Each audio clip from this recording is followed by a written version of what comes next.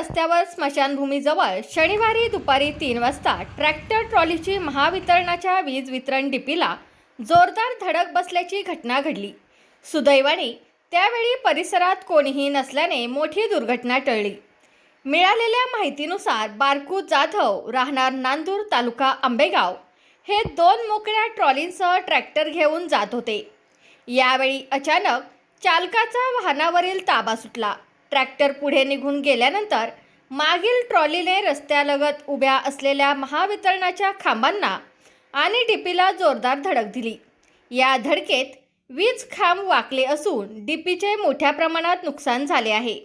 घटनेची माहिती मिळताच महावितरणचे कर्मचारी तात्काळ घटनास्थळी दाखल झाले व त्यांनी पाहणी करून पुढील दुरुस्तीची कामे हाती घेतली। अपघाताच्या वेळी त्या ठिकाणी नागरिक किंवा वाहने नसल्यामुळे संभाव्य जीवितहानी टळली। मात्र या घटनेमुळे काही काळ परिसरातील वीज पुरवठ्यावर परिणाम झाला होता।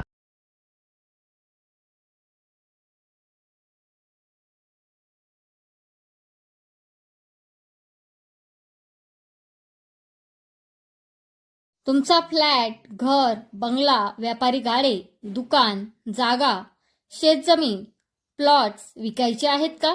विकायचे असतील तर आजच आमच्याशी संपर्क साधा।